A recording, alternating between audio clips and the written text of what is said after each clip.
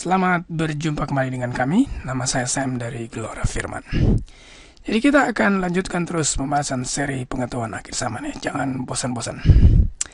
Saat ini kita berada pada mini seri Bait Suci. Judul pada saat ini adalah Rahasia Bait Suci, Kebenaran yang Terkubur.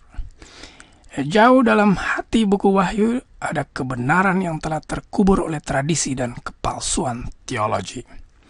Tapi kebenaran ini masih hidup, sangat aktif, yang berkuasa dan akan mempengaruhi hidup saudara dan saya. Kebenaran ini adalah kunci untuk mengungkapkan nubuatan-nubuatan Alkitab pada hari-hari terakhir menjelang kedatangan Kristus yang kedua kali. Sebelum kita masuk pada pembahasan yang inti, saya suka untuk kita overview kembali pelajaran kita sebelumnya. Jadi kalau kita melihat di depan saudara ini ada skema kemah suci ya, atau bagian kemah suci.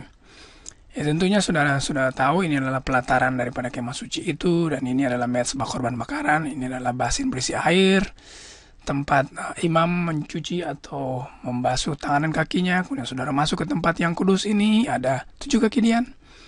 Sampingnya ada meja roti sajian, lalu di depannya ada mezbah pedupaan, dan di tempat yang maha kudus itu ada tabut perjanjian yang ditutupi oleh tutup perdamaian, dan kemudian di samping daripada tutup perdamaian itu ada kerup kemuliaan berupa malaikat, dan di antara daripada kerup dan di atas daripada tutup perdamaian itu ada cahaya atau Shekinah yang melambangkan kehadiran Allah. Kita buka kembali Mazmur 77 ayat 13. Bukan ayat inti daripada pembahasan kita sebelumnya.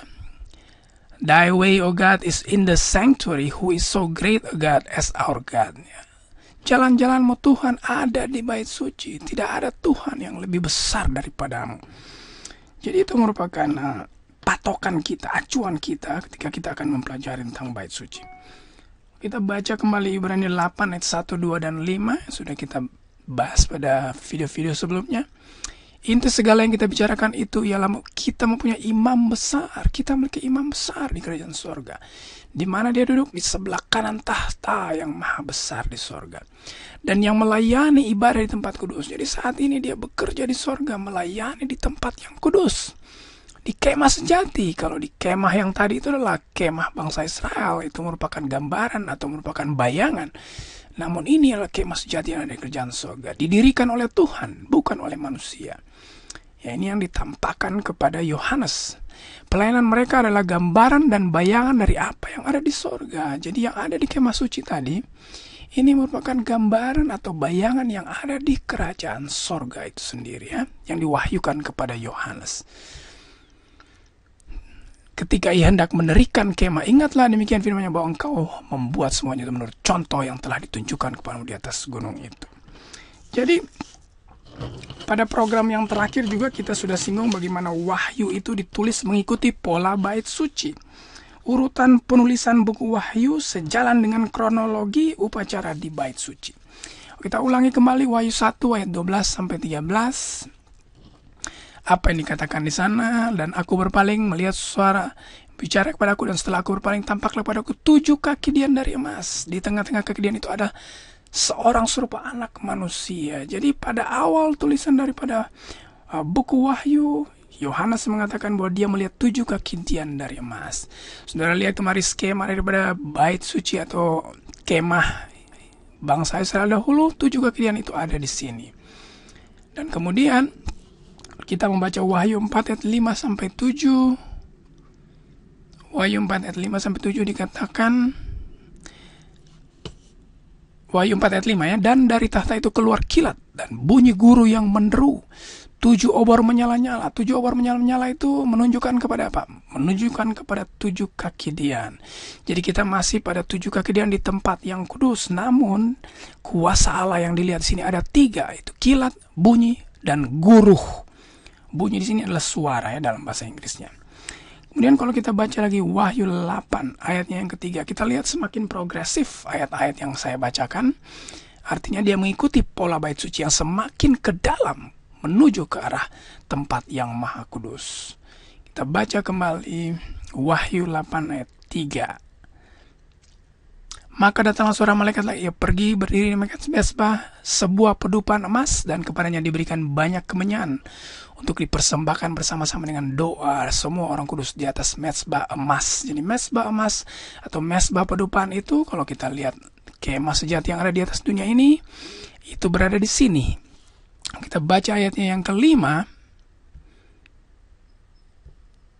Lalu malaikat itu mengambil pedupan itu, mengisinya dengan api dari emas dari mezbah dan melemparkannya ke bumi, dan meledaklah bunyi guruh disertai halilintar dan gempa bumi.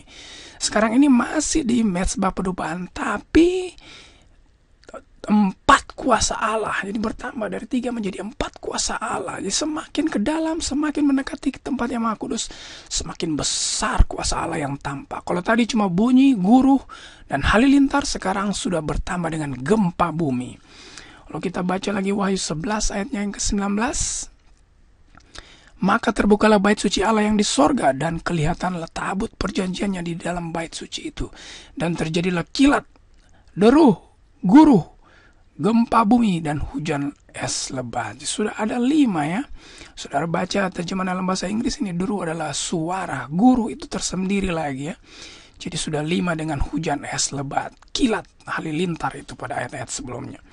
Jadi tabut perjanjian ini yang tampak di tempat yang Maha Kudus. Kalau saudara lihat kembali skema daripada kemah suci bangsa Israel, kita sekarang sudah berada di sini. Jadi kalau kita lihat Wahyu atau ayat-ayat ditujukan semakin menuju ke dalam, dan semakin juga mengacu kepada perabot-perabot yang semakin menuju ke kemah suci. Jadi sebetulnya buku Wahyu sedang membuka rahasia bait suci. Buku Wahyu sedang mengungkapkan fakta bahwa buku tersebut sedang bergerak lebih ke dalam lagi dari bait suci hingga tiba di tempat yang Maha Kudus. Buku Wahyu menunjukkan keistimewaan tempat yang Maha Kudus dengan meningkatnya kuasa Allah yang ditampakkan. Tempat yang Maha Kudus itu sama seperti Master Control Center ya, masih ingat cerita tentang Pentagon? Itulah dia, sama seperti itu, di mana Yesus sekarang bekerja sebagai imam besar ya, melayani di sana untuk menyelamatkan manusia atau saudara dan saya. Saudara lihat Wahyu 11 ayat 19, kelihatan tabut perjanjian. Apa sebetulnya tabut itu? Kita lihat kembali Wahyu 11 ayat 19.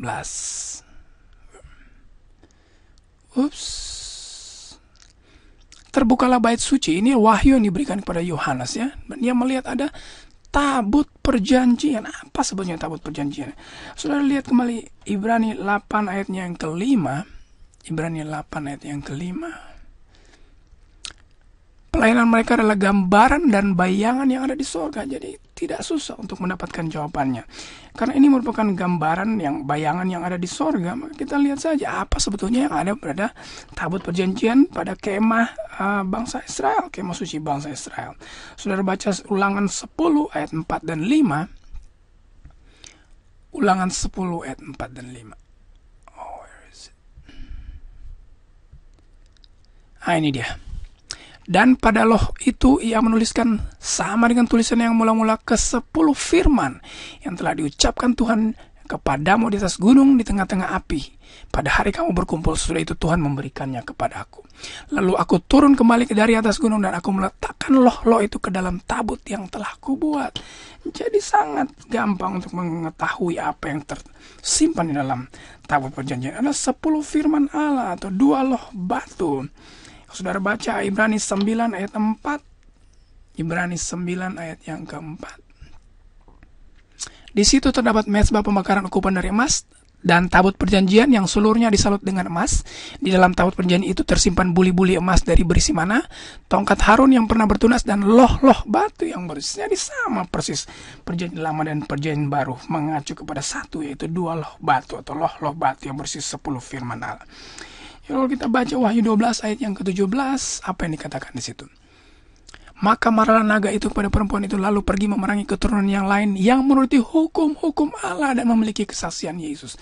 Bukankah ini suatu hal yang sangat berhubungan erat ya? 10 hukum yang terdapat dalam 2 tabut perjanjian. Dan mereka yang mengikuti atau naga ini kan setan. Lalu perempuan itu adalah gereja. Jadi gereja yang menuruti hukum-hukum Allah memiliki kesaksian Yesus yang diserang oleh setan. Kita baca lagi Wahyu 14 ayatnya yang ke-12. Yang penting di sini adalah ketekunan orang-orang kudus yang menuruti perintah Allah dan iman kepada Yesus. Sekali lagi ditegaskan oleh Yohanes, wahyu yang diberikan kepadanya, bahwa mereka orang-orang kudus itulah memiliki perintah Allah, sangat berhubungan erat dengan konsep tempat yang kudus atau pekabaran yang disampaikan dari tempat yang kudus. Sebetulnya wahyu di sini sedang membuka rahasia bait suci, menunjuk kepada tempat yang maha kudus, di mana tabut itu berada, di mana 10 hukum itu tersimpan di dalamnya, serta mendeskripsikan dengan rinci umat-umat Allah adalah mereka yang menurut hukum-hukum itu dan mengikuti Yesus. Fakta yang menyedihkan saat ini adalah apa? Banyak orang Kristen yang menyatakan bahwa 10 hukum telah tidak berlaku lagi, telah dipalangkan di kayu salib, hanya untuk orang Yahudi. Atau sekarang kita memakai perjanjian baru, itu semuanya ada di perjanjian lama. Sebetulnya semua pendapat itu digugurkan oleh pekabaran dari buku Wahyu, oleh pekabaran yang datang dari tempat yang kudus. Saudara, jangan lewatkan pembahasan kita tentang bait suci di esok hari. Topik yang menyangkut kehidupan kekal dan kematian yang kekal. Mari kita jelajahi terus kebenaran yang akan mempersiapkan saudara dan saya bagi kedatangannya yang kedua kali.